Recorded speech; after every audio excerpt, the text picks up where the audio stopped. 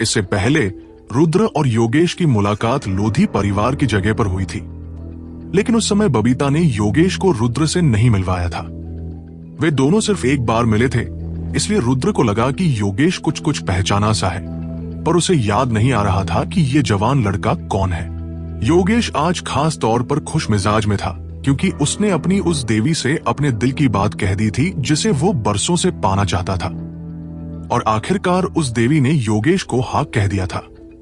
जश्न मनाने के लिए योगेश ने बबीता से हेवंस क्लब का मेंबरशिप कार्ड लिया और अपने दोस्तों और अपनी प्रेमिका की सहेली को लेकर सेलिब्रेट करने आया था। लोधी परिवार में योगेश की हैसियत की तुलना बबीता से नहीं की जा सकती थी। हालांकि योगेश का बबीता के साथ रिश्ता बहुत अच्छा था। बबीता की नजरों में योगेश उसका सगा छोटा भाई जैसा था।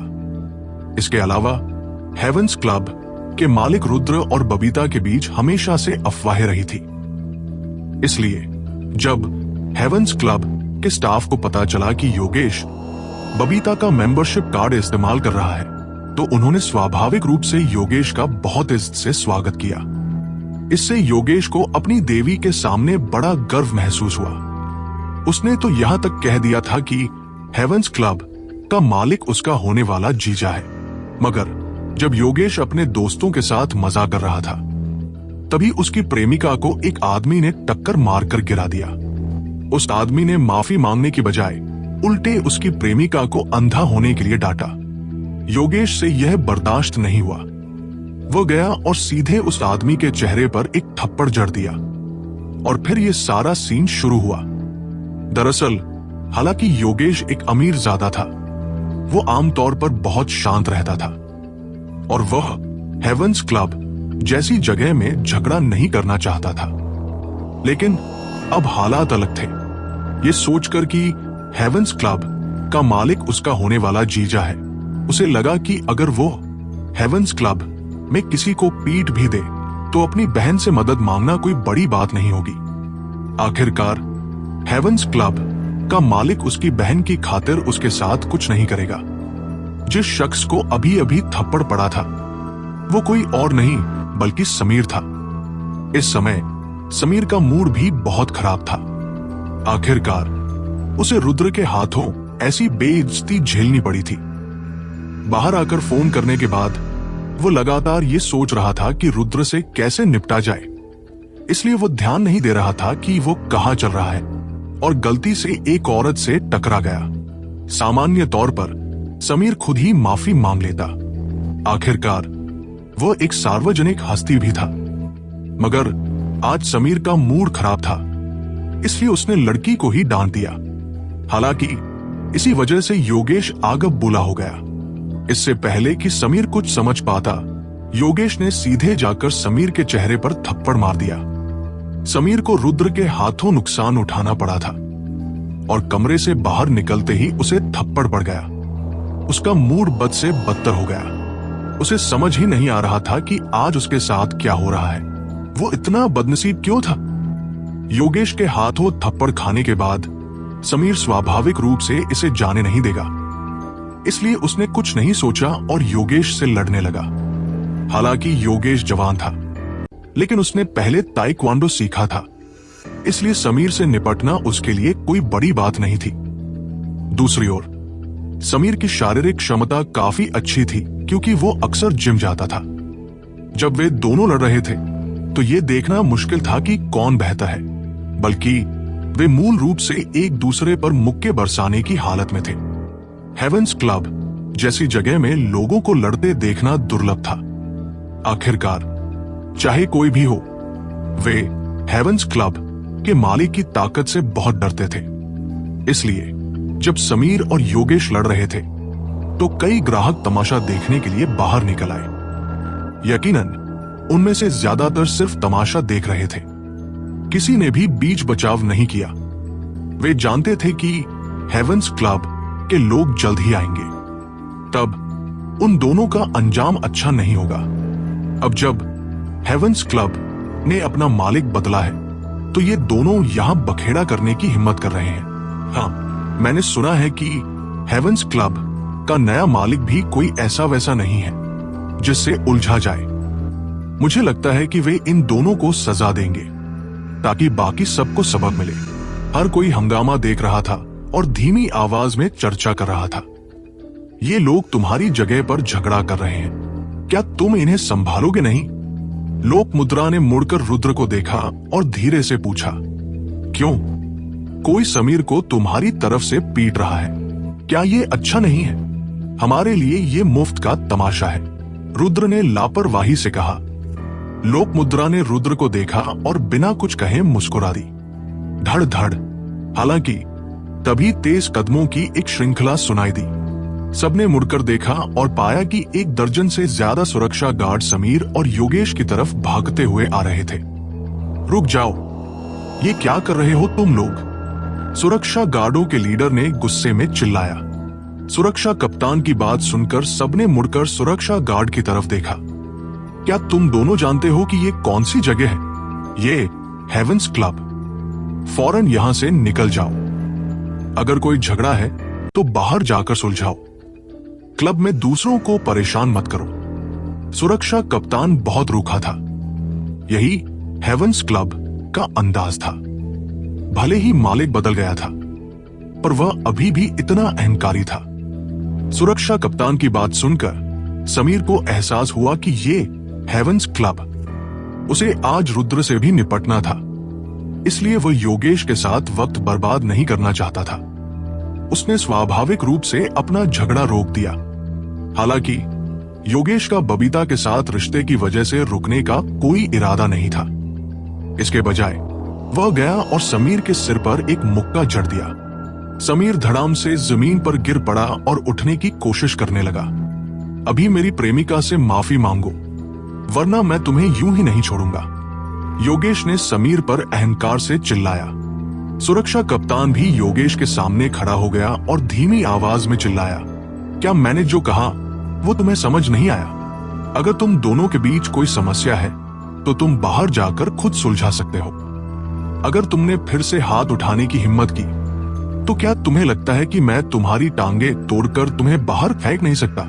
जब योगेश ने सुरक्षा कप्तान की बात सुनी तो उसकी आंखों में तिरस्कार की एक झलक चमकी। फिर उसने सुरक्षा कप्तान को देखा और पूछा, क्या तुम जानते हो कि मैं कौन हूं? मुझे नहीं पता तुम कौन हो, लेकिन तुम चाहे जो भी हो यहां हंगामा नहीं कर सकते, सिक्योरिटी कैप्टन ने सख्त लहजे में कहा। इस क्लब का मालिक मेरा जीजा है और मेरी बहन का नाम बबीता है, योगेश ने आंखें चौड़ी करके जोर से कहा। जब सिक्योरिटी कैप्टन ने योगेश की बात सुनी तो उसकी आंखों में हैरानी की एक झलक आई। फिर उसने झट से पूछा, मिस्टर सिंघानिया आपके जीजा हैं? बेशक, योगेश ने सीना चौड़ा करके जवाब दिया। सिक्योरिटी कैप्टन का योगेश को देखने का नजरिया बदल चुका था, क्योंकि वह जानता था कि अगर रुद्र सच में योगेश का जीजा है तो ये मामला थोड़ा पेचीदा हो सकता है। आखिरकार ये बॉस का रिश्तेदार था और वह छोटा सा सिक्योरिटी कैप्टन उसे रोकने की हिम्मत नहीं कर सकता था। वहां मौजूद हर कोई हैरान था। उन्हें जरा भी उम्मीद नहीं थी कि योगेश का ऐसा कनेक्शन होगा।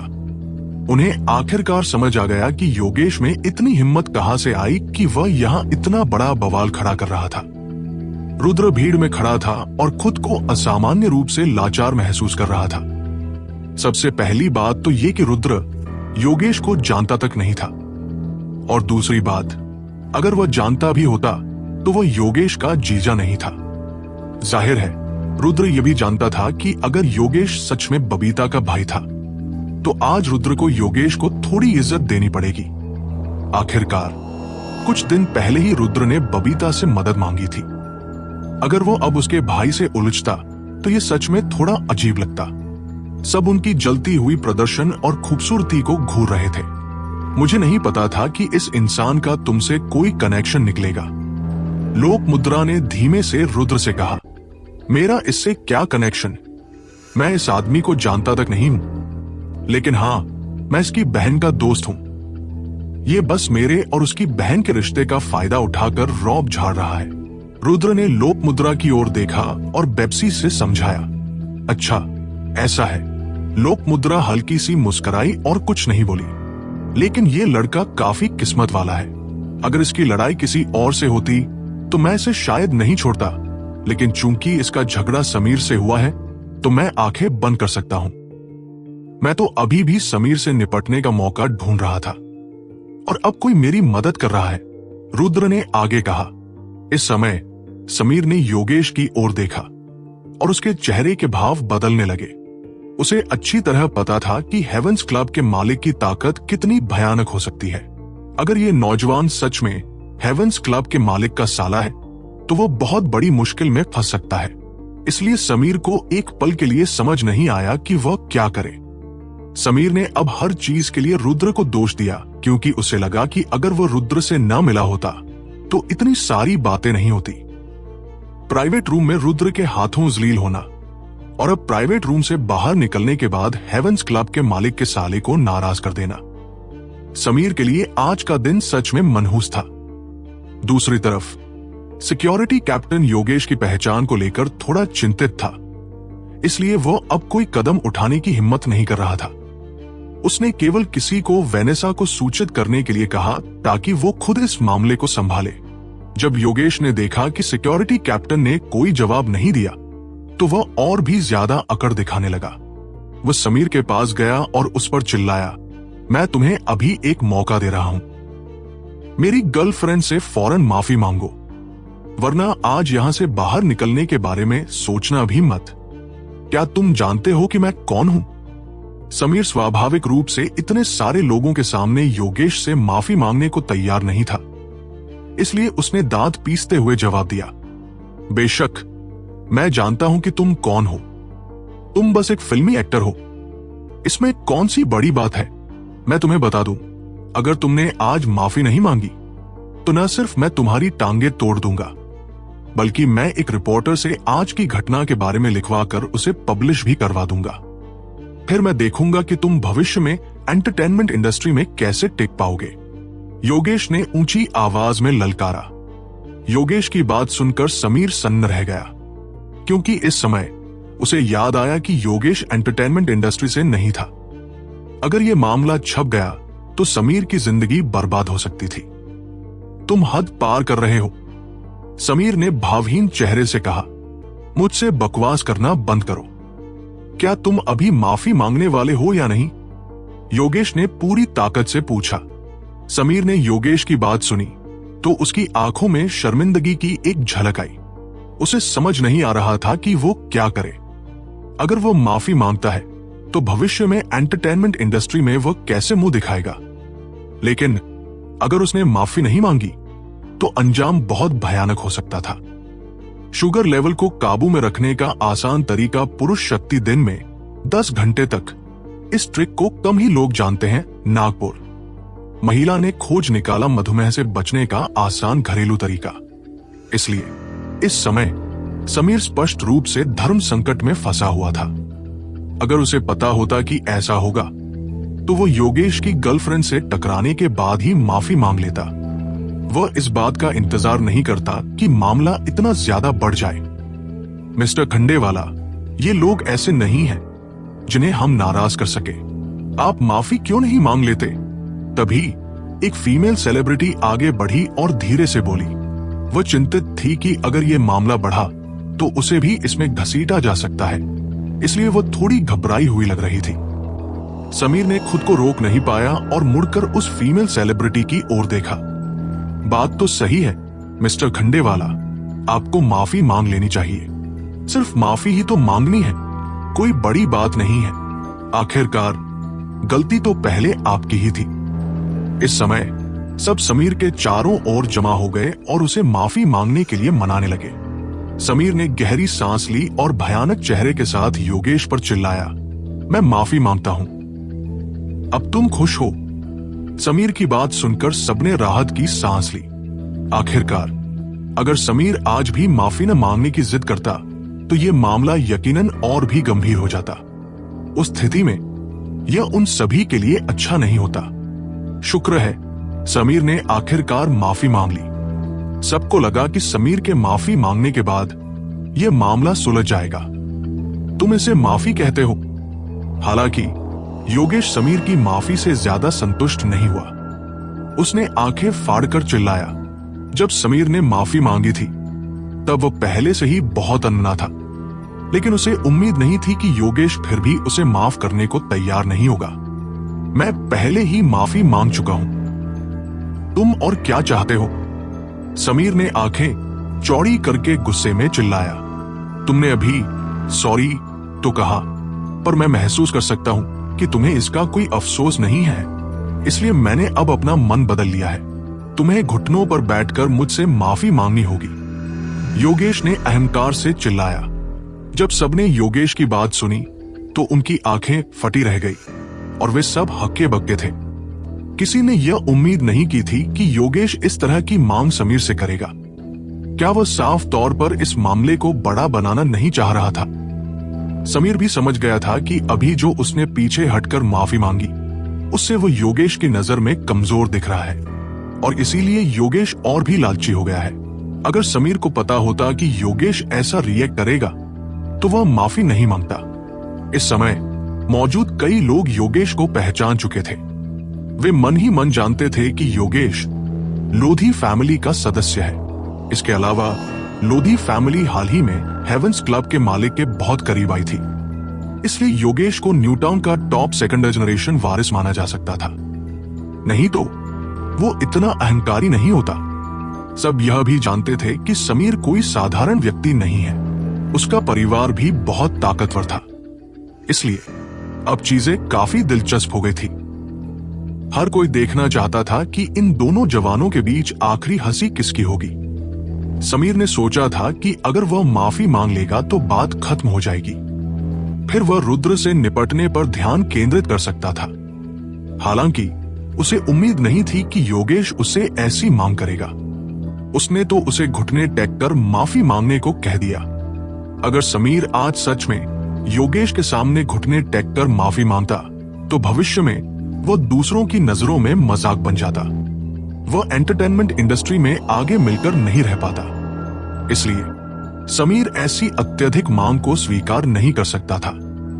मैं तुम्हें सलाह देता हूं कि हद पार मत करो, समीर ने योगेश से फुसफुसाते हुए कहा। है, मैं ठीक यही करना चाहता हूं। तुम मेरा क्या बिगाड़ लोगे? योगेश ने अहंकार से कहा। समीर ने गहरी सांस ली और बेबाक होकर कहा, मैं जानता हूं कि न्यूटाउन में तुम्हारा कुछ बैकग्राउंड है, लेकिन खंडे वाला फैमिली से पंगा लेना आसान नहीं है। तुम मेरे साथ खेलना चाहते हो, है ना?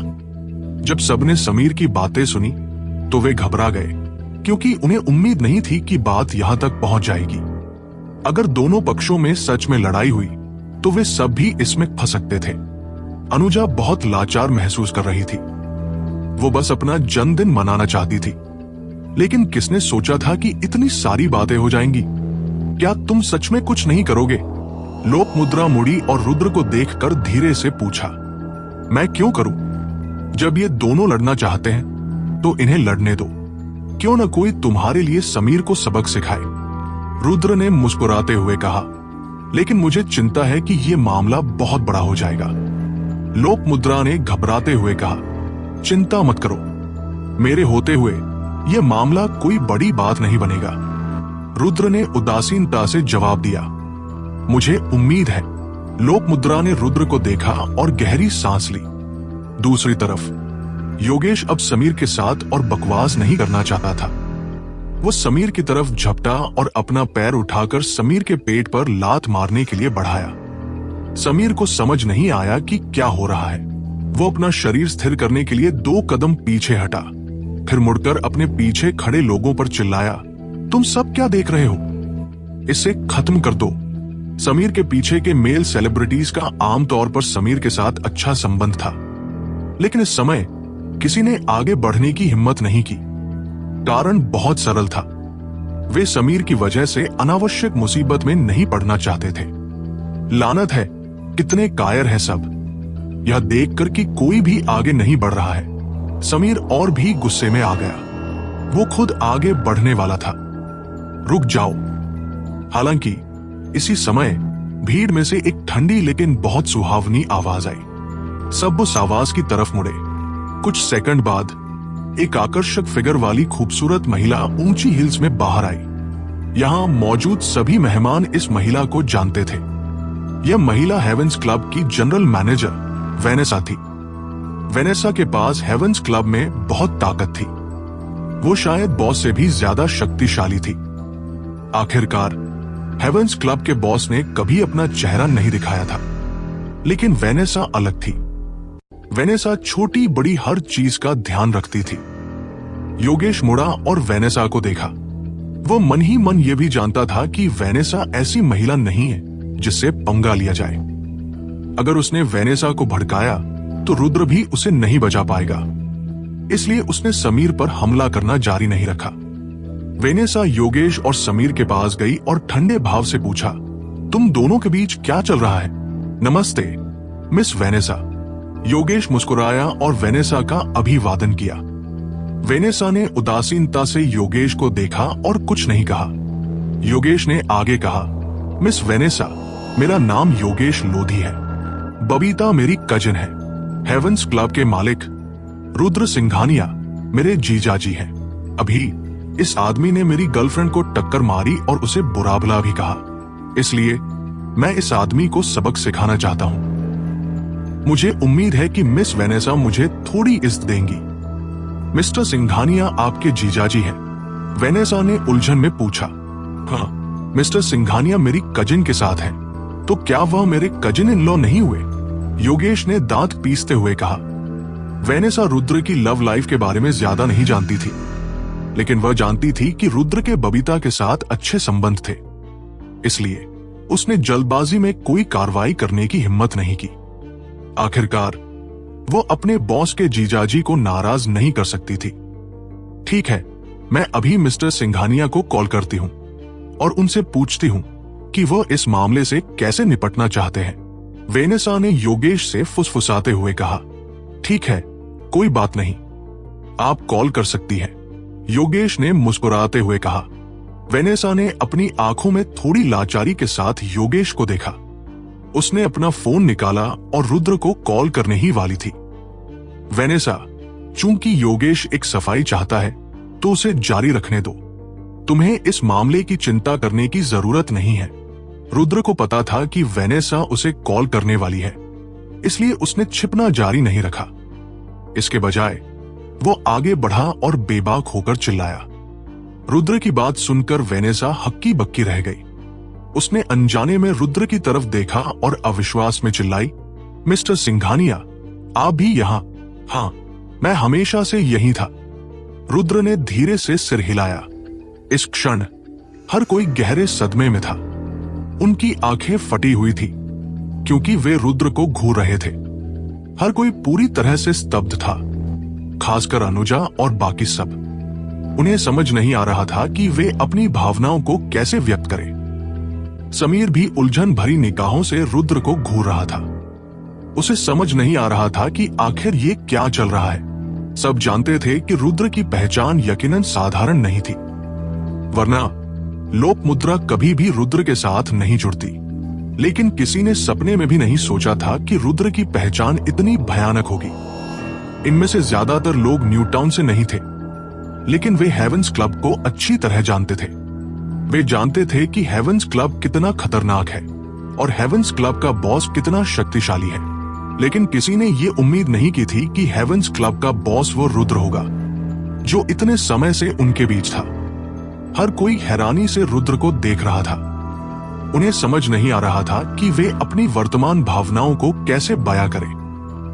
पहले उन्हें समझ नहीं आया था कि रुद्र को समीर से पंगा लेने की हिम्मत कहां से मिली, लेकिन अब उन सबको पूरी बात समझ में आ गई थी। भले ही समीर का कुछ बैकग्राउंड था, लेकिन रुद्र के सामने उसका रसूख कुछ भी नहीं था।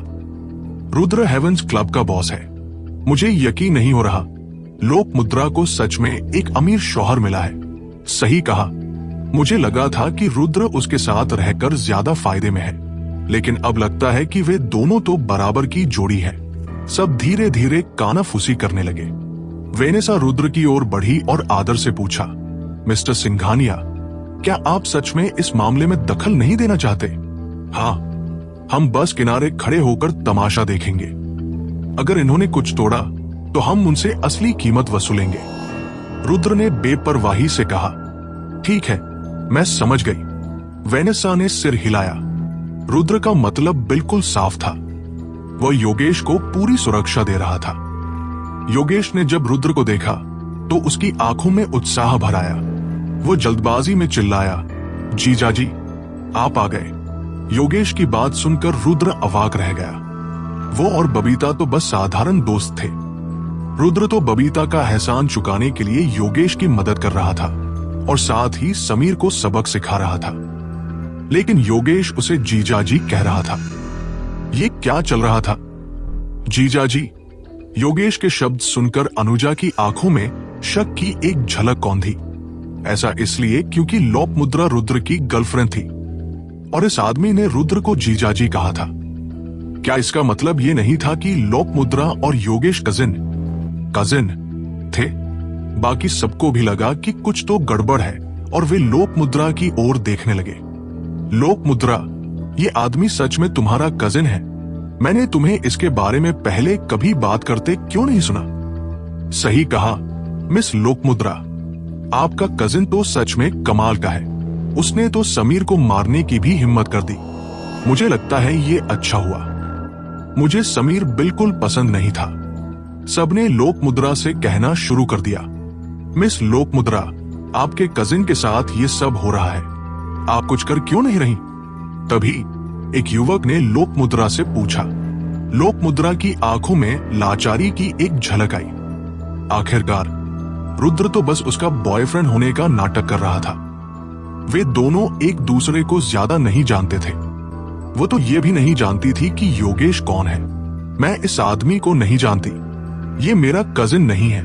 लोपमुद्रा ने गहरी सांस ली और लाचारी से कहा, तुम इस आदमी को नहीं जानती? जब सबने लोपमुद्रा की बात सुनी तो वे एक बार फिर हैरान रह गए। लोपमुद्रा, तुम ये क्या बकवास कर रही हो? अनुजा भी चिल्लाई और आगे कहा, क्या इस आदमी ने रुद्र को जीजाजी नहीं कहा? अगर तुम रुद्र की गर्लफ्रेंड हो तो इसे तुम्हारा कजिन होना चाहिए, है ना? हो सकता है रुद्र की गर्लफ्रेंड सिर्फ लोपमुद्रा ही न हो। तभी एक युवक ने कहा। सब चुप हो गए। हे भगवान, नहीं, क्या रुद्र सच में धोखेबाज, स्कमबैग? मिस लोपमुद्रा को जरूर धोखा दिया गया होगा। सही कहा, लगता है मर्द सच में बेवफा प्राणी होते हैं। ये कितना घिनौना है। उसने मिस लोपमुद्रा से झूठ बोला। लोपमुद्रा के पीछे खड़ी फीमेल सेलिब्रिटीज इस समय बेहद गुस्से में थी, जैसे वे रुद्र को जिंदा खा जाना चाहती हों। हालांकि वे सब एक बात सोच रही थी, अगर रुद्र सच में सच्चा इंसान होता तो लोपमुद्रा जैसी देवी के सामने उन्हें मौका नहीं मिलता। लेकिन अगर रुद्र अच्छा आदमी नहीं था तो बात बहुत सरल हो जाएगी। रुद्र का बैकग्राउंड इतना खतरनाक था कि वे उसकी प्रेमिका भी बन सकती थी।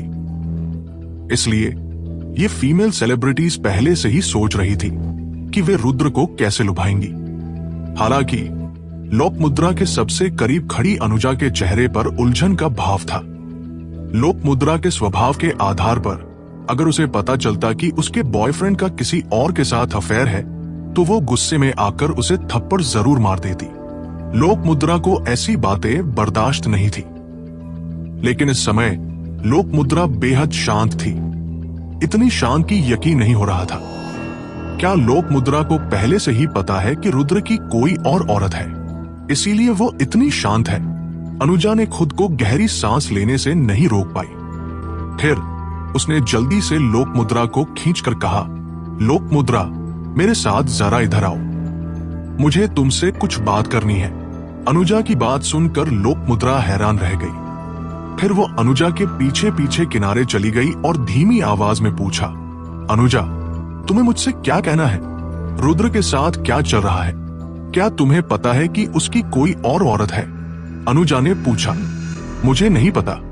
लोपमुद्रा ने लाचारी से सिर हिलाया। फिर तुम अभी इतनी शांत क्यों हो? अनुजा ने पूछा। मैं। लोपमुद्रा की आंखों में विवशता की एक झलक आई, जैसे उसे समझ नहीं आ रहा था कि इस मामले को कैसे समझाए। लोपमुद्रा, हम एक दूसरे को इतने समय से जानते हैं। दूसरे तुम्हें शायद न जानते हों, लेकिन मैं तुम्हें अच्छी तरह जानती हूं। तुम्हें जरूर पता होगा कि रुद्र की बाहर कोई और औरत है। तुम खुद ही रुद्र की प्रेमिका बनने को तैयार हो गई, है ना? अनुजा ने गंभीरता से पूछा। लोकमुद्रा ने अनुजा को देखा और गहरी सांस ली। फिर उसने लाचार भाव से कहा, छोड़ो, मैं तुम्हें सच बताती हूं। क्या सच? अनुजा थोड़ी उलझन में थी। असल में मैं रुद्र को सिर्फ 3 दिन से भी कम समय से जानती हूं, और जब मैं पहली बार उससे मिली थी तो वह एक शो की शूटिंग के सिलसिले में था। रुद्र हेवेंस क्लब का मालिक है। कुछ ही दिनों में हेवेंस क्लब खुलने वाला है। वो चाहता है कि मैं ओपनिंग सेरेमनी में आऊं, इसलिए मैंने उससे कहा कि वो मेरा बॉयफ्रेंड होने का नाटक करे और समीर को सबक सिखाए। जहां तक रुद्र की गर्लफ्रेंड होने या न होने की बात है, और वह नौजवान कौन है, मुझे कुछ नहीं पता। लोकमुद्रा समझ गई कि अब वह इसे और नहीं छिपा सकती, इसलिए उसने अनुजा को सारी सच्चाई बता दी। लोकमुद्रा की बातें सुनकर अनुजा को गहरा झटका लगा। उसने अपनी पानीदार आंखें फाड़कर कहा, अब मेरी समझ में आया। तुम ये भी जानती हो कि इतने सालों बाद भी मैं उस हादसे से उबर नहीं पाई हूं। मेरे लिए किसी और को पसंद करना नामुमकिन है। लोकमुद्रा ने धीरे से कहा, अगर तुम ऐसा कहती हो तो मेरी समझ में आया कि क्या हो रहा है। तुमने तो मुझे लगभग डरा ही दिया था। मुझे लगा कि तुम किसी और की रखेल बन गई हो। अनुजा ने लाचारी से कहा, क्या तुम मुझे अब तक नहीं जान पाई? अगर मैं पूरी जिंदगी अकेली भी रहूं तो भी मैं किसी और की रखेल नहीं बनूंगी। लोकमुद्रा ने अनुजा को आंखें दिखाते हुए कहा और आगे बोली, अरे हाँ, तुम्हें ये मेरे लिए राज रखना होगा, क्योंकि अब सबको पता है कि मेरा एक बॉयफ्रेंड है और मेरा बॉयफ्रेंड हेवेंस क्लब का मालिक है। इसलिए वे परेशान करने वाले, पीछा करने वाले पर्स्यूअर्स अब मुझे तंग नहीं कर सकते। ठीक है, मैं समझ गई। मैं तुम्हारे लिए इसे जरूर राज रखूंगी। अनुजा ने गंभीरता से सिर हिलाया। दूसरी तरफ योगेश ने जब रुद्र को देखा तो वो बेहद उत्साहित हो गया। वह दौड़कर रुद्र के पास आया और जोर से चिल्लाया, नमस्ते जीजाजी, क्या हम एक दूसरे को जानते हैं? रुद्र ने योगेश से बेप्सी से पूछा। जीजाजी, मैंने आपको पहले देखा है, लेकिन आपने मुझे कभी नहीं देखा। बबीता मेरी चचेरी बहन है। योगेश दांत दिखाकर हंसा। देखो, तुम्हारी बहन और मैं सिर्फ साधारण दोस्त हैं। मैं तुम्हारा जीजाजी नहीं हूं। रुद्र ने लाचारी से कहा, क्या वह देरसवेर नहीं होने वाला? मेरी चचेरी बहन ने कहा है कि वह आपके अलावा किसी और से शादी नहीं करेगी। योगेश ने अपनी पूरी ताकत से चिल्लाया। रुद्र ने योगेश की बातें सुनी तो वह अत्यधिक लाचार हो गया। उसे एहसास हुआ कि ये लड़का दिमाग का इस्तेमाल करके नहीं बोल रहा है। अगर बबीता ने ये सुन लिया तो वो जरूर इसकी जुबान फाड़ देगी। जीजाजी, मैं आपको मिलवाता हूं। ये मेरी गर्लफ्रेंड है। योगेश ने एक खूबसूरत लड़की को अपनी ओर खींचा और मुस्कुराते हुए कहा, नमस्ते जीजाजी। वो लड़की इस समय थोड़ी घबराई हुई लग रही थी। उसने धीरे से कहा, नमस्ते। रुद्र का मन नहीं था कि वह इन लोगों को बबीता के साथ अपने रिश्ते के बारे में समझाए, इसलिए वो लाचारी से जवाब ही दे पाया। तो जीजाजी, आपको क्या लगता है कि मुझे आज इस मामले को कैसे निपटाना चाहिए? योगेश ने दांत पीसते हुए रुद्र से पूछा। तुम इसे जैसे चाहो वैसे निपटा सकते हो। रुद्र ने बेपरवाही से जवाब दिया। जीजाजी, जब आप ऐसा कहते हैं। योगेश उत्साह से मुस्कुराया, फिर समीर के पास गया और उससे ठंडे लहजे में कहा, ओए छोकरे, हमें अब अपने बीच की समस्या सुलझानी चाहिए, है ना? मैं पहले ही तुमसे माफी मांग चुका हूं। समीर ने लाचारी से कहा। इस समय समीर अंदर ही अंदर कोस रहा था, क्योंकि उसे विश्वास नहीं हो रहा था कि रुद्र सच में हेवेंस क्लब का मालिक है। लेकिन अब अगर उसे विश्वास नहीं भी था तो भी वो कुछ नहीं कर सकता था। वेनेसा ने खुद इसकी पुष्टि कर दी थी। ऐसा लग रहा था कि उसका विश्वास न करना बेकार था। क्या तुम्हें लगा कि माफी मांगने से काम चल जाएगा? क्या मैंने तुम्हें अभी नहीं बताया था कि जब तक तुम मेरे सामने घुटने नहीं टेकोगे मैं तुम्हें नहीं छोड़ूंगा, वरना ये बात यही खत्म नहीं होगी। योगेश ने समीर पर अकड़कर चिल्लाया। ये मत सोचना कि रुद्र तुम्हारे पीछे है तो तुम अकड़ दिखा सकते हो। मैं खंडेवाला फैमिली से हूं। तुम जाकर पूछ सकते हो। अगर तुमने मुझे वाकई नाराज कर दिया तो मैं तुम्हें यकीन दिलाता हूं कि तुम्हारा अंजाम अच्छा नहीं होगा। घुटने टेक कर माफी मांगना बहुत शर्मनाक था। समीर मर भी जाता तो भी कभी घुटने नहीं टेकता, इसलिए वह अपने पारिवारिक रसूख का इस्तेमाल करके योगेश को धमकाना चाहता था। योगेश की आंखों में तिरस्कार की झलक आई। फिर उसने उपहास करते हुए कहा, खंडेवाला फैमिली को तुम क्या समझते हो? अगर आज तुम्हारा बाप भी यहां आ जाए तो भी तुम्हें घुटने टेक कर माफी मांगनी पड़ेगी, वरना मैं तुम्हें तब तक पीटूंगा जब तक तुम माफी नहीं मांग लेते। मैं तुमसे लड़ूंगा। समीर आखिर में और सहन नहीं सका। वो जोर से चिल्लाया और फिर योगेश की ओर भागा। दोनों फिर से लड़ने लगे। हालांकि ये दोनों लोग बराबर की ताकत के थे। इसके अलावा समीर सचमुच अपनी जान की बाजी लगाकर लड़ने की योजना बना रहा था। इसलिए एक पल के लिए समीर का पलड़ा भारी हो गया। तुम सब वहां क्यों खड़े हो? इसे मारो। योगेश मुड़ा और अपने पीछे खड़े दोस्तों पर चिल्लाया। योगेश के दोस्तों ने हिम्मत नहीं की कि वे हाथ उठाए, इसलिए उन्होंने मुड़कर रुद्र की ओर देखा। रुद्र के चेहरे पर कोई भाव नहीं था, जैसे कि उसने इस मामले पर मौन सहमति दे दी हो। यह देखकर उन्हें स्वाभाविक रूप से अब और हाथ खींचने की जरूरत नहीं थी। वे समीर की ओर दौड़े और उसे घूंसे और लाते मारने लगे। शुरुआत में समीर संघर्ष करने में सक्षम था, लेकिन सामने वाले पक्ष में बहुत सारे लोग थे। समीर फिर जमीन पर गिर गया और उसे लातों की बौछार पड़ने लगी। 10 मिनट बाद रुद्र को लगा कि अब रुकने का समय आ गया है, इसलिए वो चिल्लाया, बस करो। जब सबने रुद्र की बात सुनी तो उन्होंने जो कर रहे थे उसे रोक दिया। समीर की बुरी तरह पिटाई हुई थी और वो बहुत दयनीय लग रहा था। योगेश समीर के पास गया और समीर के बाल पकड़े। उसने उसे घूरते हुए सख्ती से कहा, याद रखना, मुझे भविष्य में दोबारा मत देखना, वरना जब भी मैं तुम्हें देखूंगा मैं तुम्हें पीटूंगा, समझे? समीर पूरी तरह से पिट चुका था। उसने विरोध करने की बिल्कुल हिम्मत नहीं की। वह जानता था कि अगर उसने विरोध किया तो नतीजा और भी बुरा हो सकता है। तो समीर ने एक शब्द नहीं कहा। वो रुद्र से निपटने के बाद योगेश से छुटकारा पाने के लिए हत्यारे को लाने वाला था। इन दोनों को मरना होगा, समीर ने मन ही मन सोचा। यह देखकर कि समीर कुछ नहीं कह रहा है, योगेश ने समीर को और परेशान करने का इरादा नहीं किया। फिर उसने धीमी आवाज में कहा, ठीक है, मेरा अब तुम्हारे साथ समय बर्बाद करने का मन नहीं है, तुम अब दफा हो सकते हो। यह सुनकर समीर ने जरा भी हिचकिचाया नहीं और भाग निकला। योगेश जानता था कि आज का यह सारा मामला सिर्फ इसलिए सुलझ गया क्योंकि रुद्र ने उसे मान दिया था। इसलिए वो जल्दी से रुद्र के सामने गया और मुस्कुराते हुए कहा, कौन नहीं, मिस्टर सिंघानिया, आज के लिए बहुत बहुत शुक्रिया। क्यों ना मैं आपको ड्रिंक पर ले चलूं? जरूरत नहीं है, रुद्र ने उदासीनता से जवाब दिया और आगे कहा, जब तुम बाहर हो तो थोड़ा संभल कर रहा करो। किस्मत हमेशा तुम्हारा साथ नहीं देगी। आज तुम मेरी क्लब हाउस में मिले, अगर ये कहीं और होता तो नतीजा कुछ और हो सकता था। जी जी, योगेश ने जल्दी से रुद्र के सामने सिर हिलाया। रुद्र ने योगेश को हल्के से देखा और कुछ नहीं कहा। इसके बजाय उसने लोक मुद्रा की तरफ मुड़कर कहा, चलो ठीक है।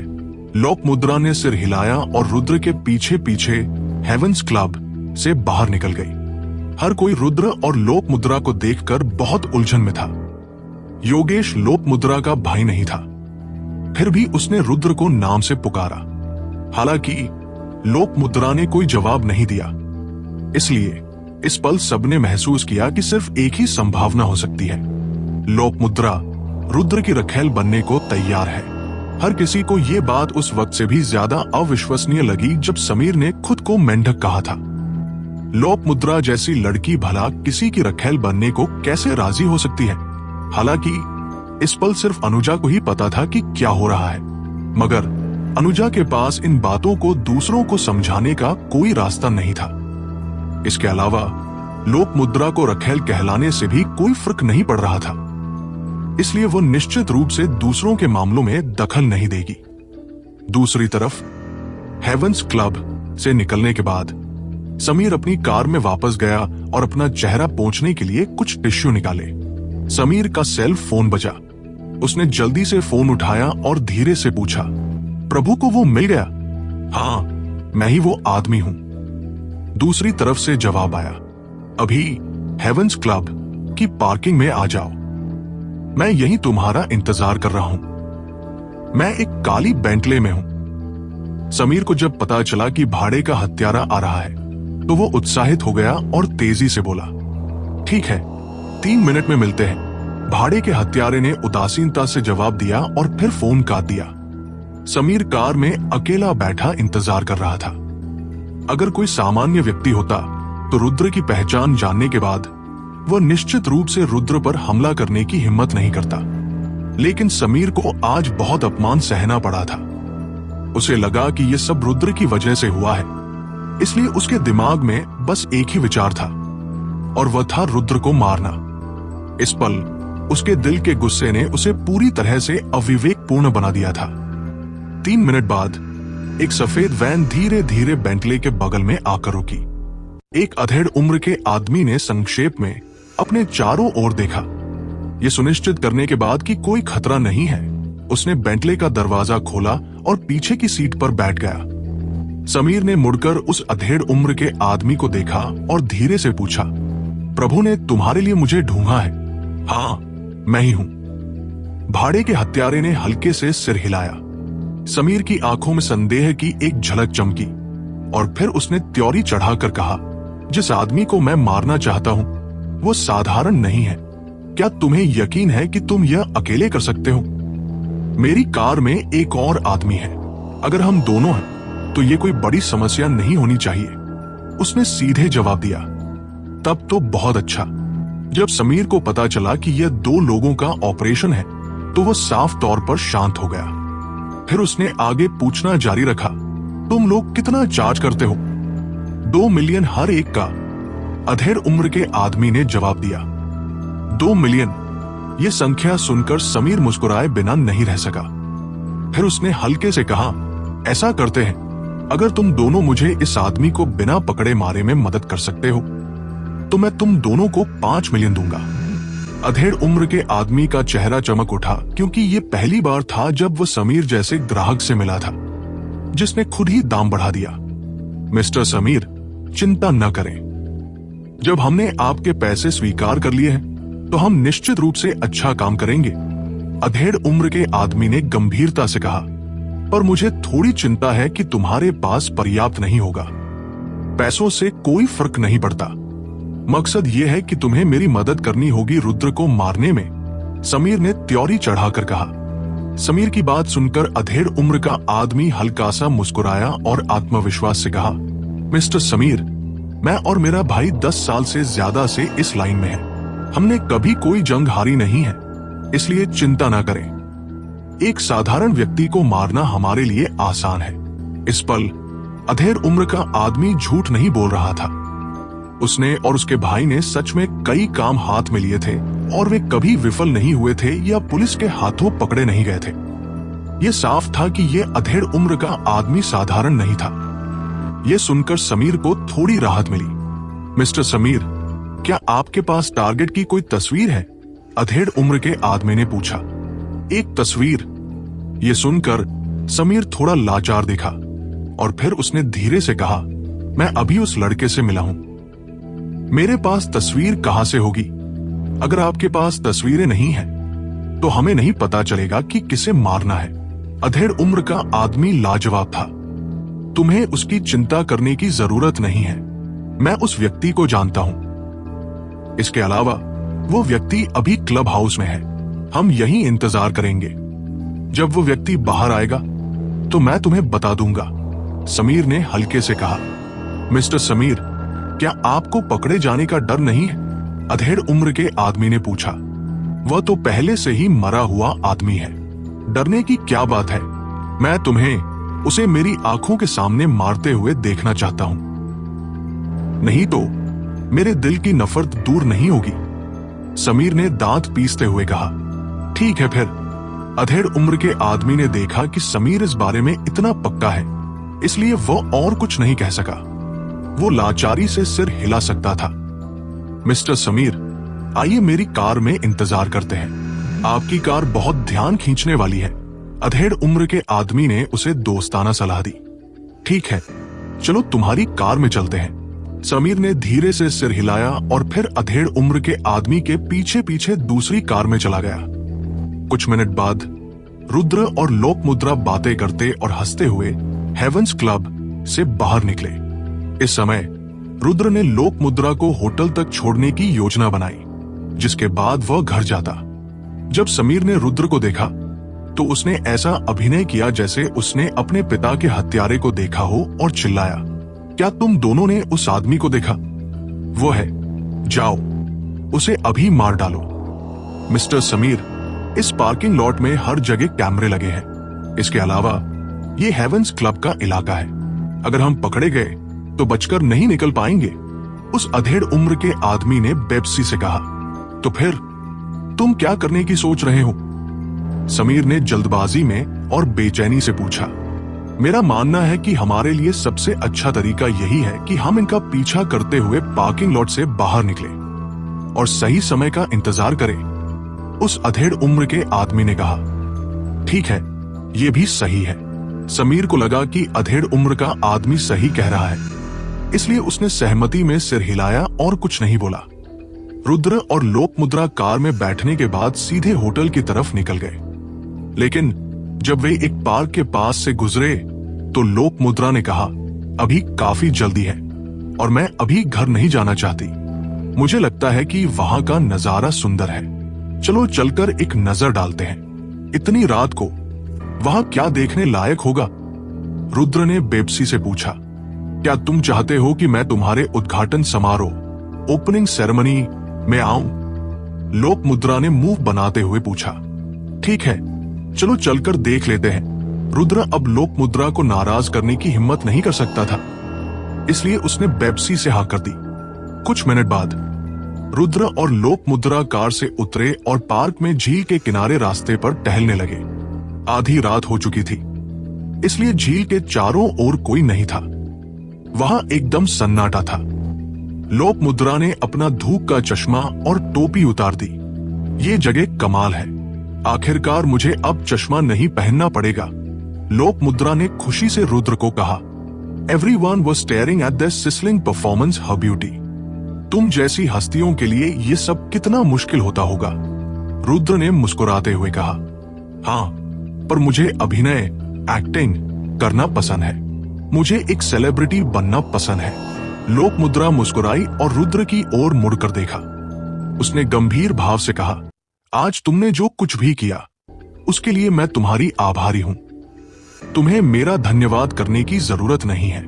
मैं ये सब सिर्फ इसलिए कर रहा हूं क्योंकि मुझे तुमसे एक फेवर लेना है। साफ कहूं तो मैं अपने मतलब का काम निकाल रहा हूं। अगर मेरे लिए तुम्हारी कोई अहमियत नहीं होती तो मैं तुम्हारी मदद नहीं करता, रुद्र ने लोकमुद्रा से सीधे सीधे कहा।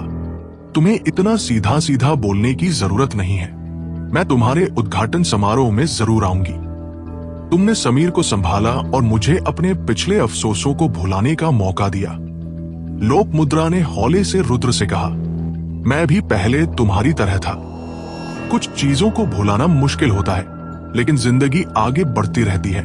मैं हमेशा अतीत में नहीं जी सकता, रुद्र ने दबी आवाज में लोकमुद्रा को जवाब दिया। मुझे लगता है कि तुम्हारे अतीत में भी कई गहरे राज दफन हैं, है ना? लोकमुद्रा ने रुद्र की तरफ देखकर पूछा। मेरे अतीत के बारे में बताने लायक ज्यादा कुछ नहीं है, लेकिन मैं तुम्हारे अतीत को जानने के लिए बहुत उत्सुक हूं। मुझे लगता है तुम्हें अपना अतीत बताना चाहिए ताकि तुम पुरानी बातों को भुलाकर आगे बढ़ सको, रुद्र ने मुस्कुराते हुए कहा। मेरा अतीत? लोकमुद्रा की आंखों में एक अजीब सी चमक आई, जैसे वह इस बारे में बात नहीं करना चाहती थी। कोई बात नहीं, अगर तुम नहीं बताना चाहती हो तो ठीक है। आखिरकार ये तुम्हारी मर्जी है कि तुम मुझे बताओ या नहीं, रुद्र ने लोकमुद्रा की ओर देखा और आगे कहा। लोकमुद्रा ने एक लंबी सांस ली और चुप रही। उसी समय थोड़ी दूरी पर एक सफेद वैन आकर रुकी। कार में समीर ने रुद्र और लोक मुद्रा को देखा तो वो बहुत ज्यादा उत्तेजित हो गया। वह दहाड़ा, आखिरकार हमें ये बेवफा मिल ही गए। मिस्टर समीर, आप क्या कर रहे हैं? अधेड़ उम्र के आदमी ने देखा कि समीर कार से बाहर निकलने वाला है और उसने झट से हाथ बढ़ाकर उसे रोका। मैं और क्या करूं? क्या तुम्हें पता नहीं है कि मैंने तुम दोनों को क्यों काम पर रखा है? समीर ने गुस्से में जवाब दिया और आगे बोला, इन दोनों को ढूंढना आसान नहीं था। मुझे आज उस रुद्र को खत्म करना ही होगा। मिस्टर समीर, मैं आपकी भावनाएं समझता हूं, लेकिन जब आपने ये काम हमें सौंप दिया है तो आपको हमारी योजना के हिसाब से ही काम करना होगा। अधेड़ उम्र के आदमी ने धीमी आवाज में कहा। तुम्हारी योजना के हिसाब से?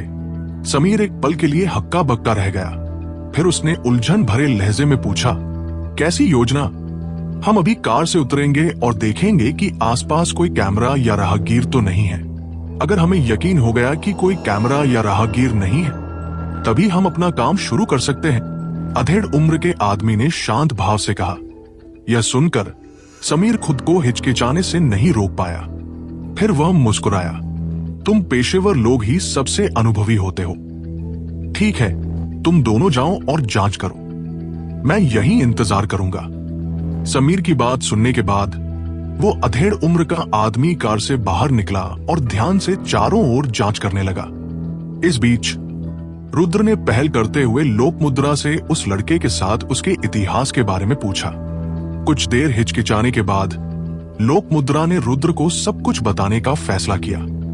लोक मुद्रा की प्रेम कहानी सीधी थी। उस लड़के ने उस समय लोक मुद्रा का पीछा किया था, लेकिन लोक मुद्रा अलग अलग कारणों से उसके साथ नहीं रहना चाहती थी। आखिरकार जब लोक मुद्रा को एहसास हुआ कि उसे उस लड़के से प्यार हो गया है, तो वो लड़का एक कार दुर्घटना में मर गया। लोक मुद्रा के इस रिश्ते को न भुला पाने का सबसे अहम कारण ये था कि ये सब उसकी वजह से हुआ था। अगर वह न होती तो वो लड़का कभी नहीं मरता। उसने मुझे बचाने के लिए खुद को कुर्बान करने का फैसला किया। तभी मुझे एहसास हुआ कि उसका प्यार मेरे लिए कितना गहरा था। लोक मुद्रा ने रुद्र से हौले से कहा। उसकी आंखों से आंसू बह रहे थे। लेकिन तुम उससे प्यार नहीं करती थी, रुद्र ने लोक मुद्रा से गंभीरता से कहा। रुद्र की ये बात सुनकर लोक मुद्रा हैरान रह गई। उसने हैरानी से पूछा, तुम्हारा इससे क्या मतलब है? देखो, तुम्हारे दिल में उसके लिए सिर्फ सहानुभूति, एम्पैथी की भावना है, प्यार की नहीं। लेकिन उसकी भावनाएं तुम्हारे लिए रोमांटिक थी। रुद्र ने समझाया। तुम्हें कैसे पता कि मैं उससे प्यार नहीं करती? तुम मैं नहीं हूं। तुम्हें कैसे पता कि मैं उससे प्यार करती थी या नहीं?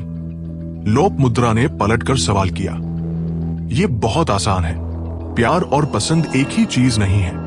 अगर आप किसी को पसंद करते हैं तो आप उसे याद करेंगे, लेकिन अगर आप किसी से प्यार करते हैं तो आप उसके लिए सब कुछ छोड़ने को तैयार हो जाएंगे, यहां तक कि अपनी जान भी। उस समय तुमने उसे कई बार ठुकराया और तुम्हारा दिल हमेशा दुविधा में रहा, नहीं तो तुम उसे इतनी बार मना नहीं करती। रुद्र ने लोक मुद्रा की ओर देखकर कहा। यह सुनकर लोक मुद्रा अवाक रह गई। उसने माथे पर शिकन डाली और कुछ नहीं बोली।